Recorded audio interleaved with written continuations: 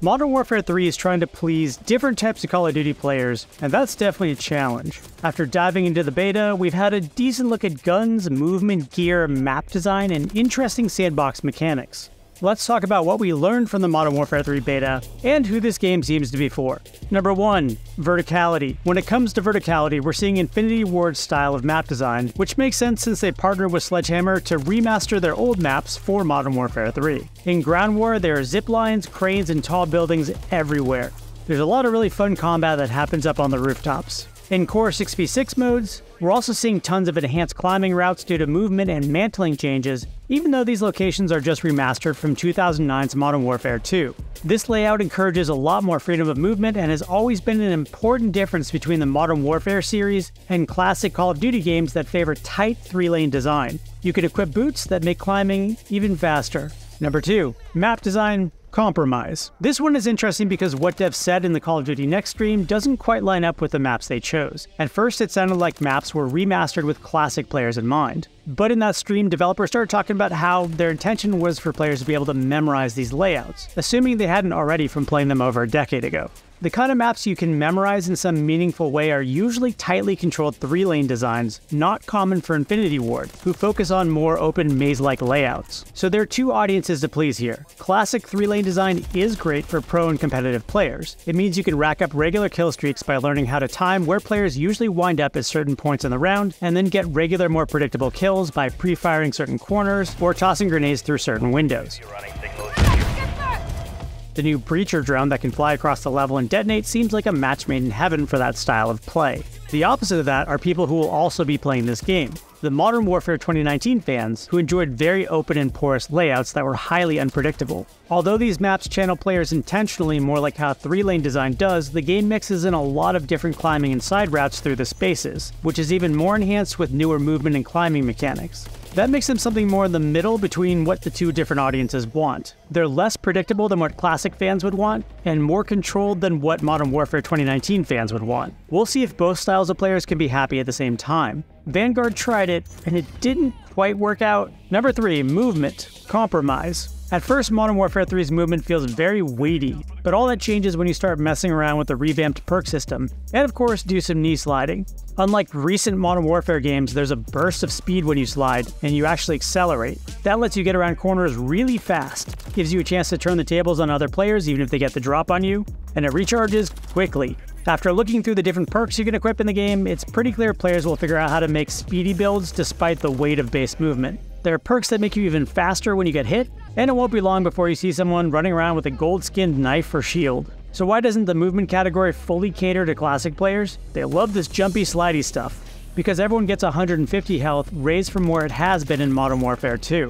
And that's consistent across all modes and Warzone. Faster movement to please classic players, and longer time to kill for Modern Warfare fans who, it was initially long and then it got way too short over time. So we're kind of going back to where it was.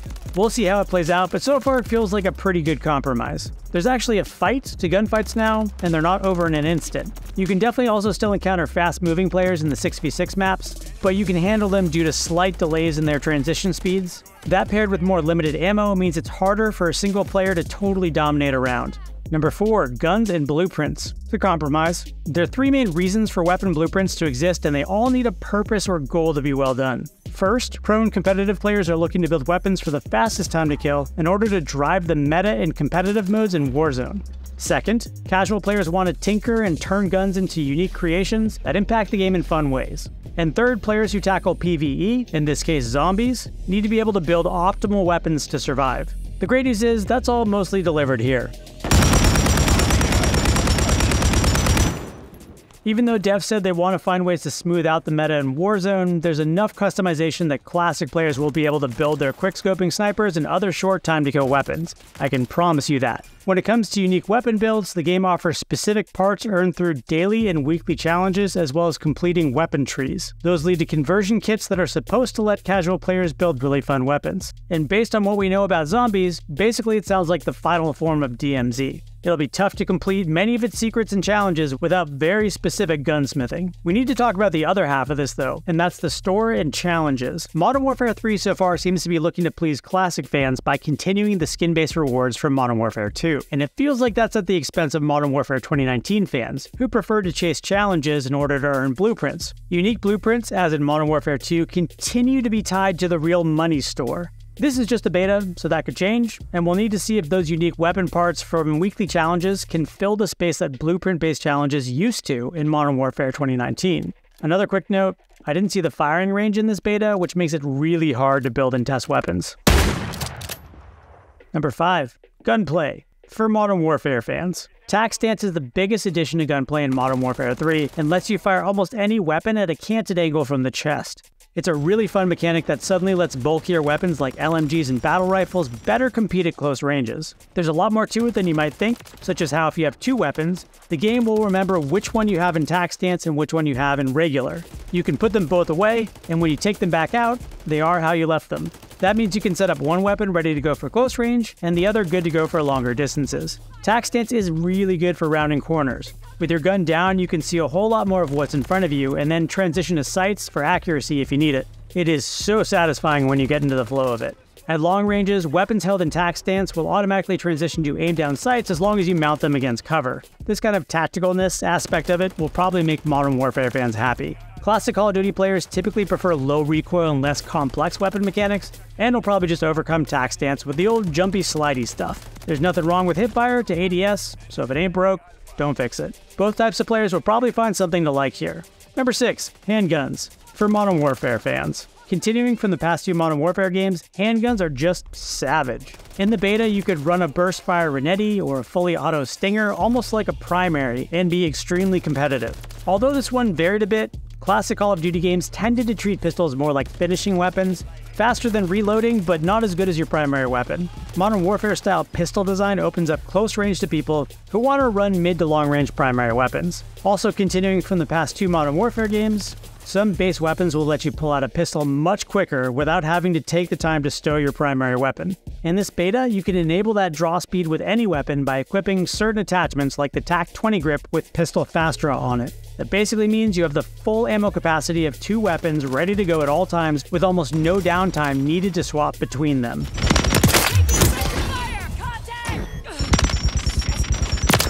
Number 7. Perks. It's a compromise. We've seen a very limited selection so far in the beta, so we'll need to wait for what happens at full release. Visually, the categories lean into milsim territory and make more sense on how they're presented to players. They're things you wear, like boots that impact movement, gloves that impact weapon handling, as well as field equipment that feels like it strays into some mix of Modern Warfare 2019 perks and tacticals. Another category, vests, suddenly dip its toe into the classic Call of Duty Pick 10 system, making you compromise between taking more or less of different loadout categories, such as how the Engineer vest gives you an additional gear slot and takes away your lethal. You really can't tell how player builds will go based on the beta, but the overall system leans slightly more into milsim territory, so this will probably make Modern Warfare fans slightly happier. When you drill down into gloves, boots, gear, vests, and field equipment, you'll find it's mostly just rebranded perks people are familiar with, like Dead Silence, Scavenger, Ghost, you name it. You can definitely find ways to create your favorite loadouts from Modern Warfare 2019, like an Engineer LMG support build that can spot and hack enemy equipment,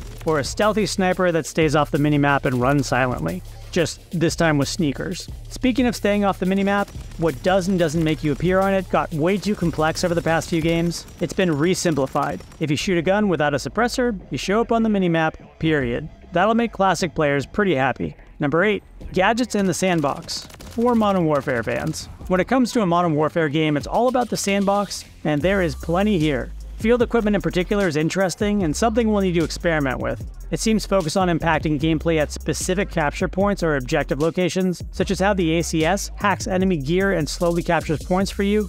Again, taking some of its ability from the former spotter perk. The Comm Scrambler prevents players from calling in kill streaks nearby and keeps you off UAV sweeps by intercepting enemy intel. Pro tip, if you sprint and then throw them while jumping, you can chuck them way further, almost like a frisbee. That means you don't have to get as close. But keep in mind the trophy system will counter it and shoot them out of the air. Continuing with the idea of smaller local combat, in early killstreak, the stationary Guardian SC fires a disruptive beam out and messes with enemy players' vision. It can also be used to shoot a beam across objectives and just make it hard for players at range to see what's going on behind it. Overall, these gadgets are pretty sandbox oriented, which is something Modern Warfare fans will love to test and mess around with. Another sandboxy part of this is how, at least in beta, Modern Warfare 3 rewards support players. You can toggle between kill streaks and score streaks. If you go to score streaks, you're racking up points for driving around in an APC and having players spawn on you, as well as dropping gadgets that hack objectives, steal intel, or resupply your team. This has been in previous Modern Warfare games, but never felt like it was well balanced to reward that style of play. It really encourages players to get beyond just raw kill-death ratios. Number 9. Modern Warfare. As with many Call of Duty games, this one is updated with new types and styles of weapons showing up on modern battlefields around the world. Those are things like the Mosquito drone killstreak that deploys ammunition that hangs out over the battlefield before picking a target. Enemy KIA! Then there's the Breacher drone, which is basically a suicide drone. And also some controversial butterfly mines. They're not exactly new, but they're definitely relevant to war zones today. It's a neat touch for the milsim crowd. Number 10, price. I don't mean John Price. This is a full-price Call of Duty game, and fair or not, there's a perception out there that this started as more of a DLC and then evolved into a full release. The game has a campaign picking up at the end of the recent Modern Warfare 2, 16 maps that are remastered from 2009's Modern Warfare 2, 3 ground war maps, as well as 1 massive war mode map. Then there's zombies, which we don't know a ton about, but it kind of feels like a new spin on DMZ. The game is rolling over many weapons from Modern Warfare 2, which hopefully will go more smoothly than Modern Warfare 2019's weapons roll out into Vanguard's version of Warzone, which was kind of a mess. Toss in plenty of new weapons, and we'll have to see how that plays out, and how the game can keep that many weapons balanced. This feels like a full game on paper, as long as what's there at launch doesn't come across as rushed. It seems like a decent mix of remastered classic maps for classic players, assuming they want that nostalgia, and new larger maps for Modern Warfare fans. Whether or not that's enough for you, you're going to need to decide that for yourself, and keep in mind Warzone is still free. So who do you think Modern Warfare 3 is for? At this stage, it feels like a solid Modern Warfare Sandbox-style title that also makes a good effort to accommodate classic Call of Duty fans. Let us know in the comments below. Thanks for watching. Effective fire! Enemies taking out.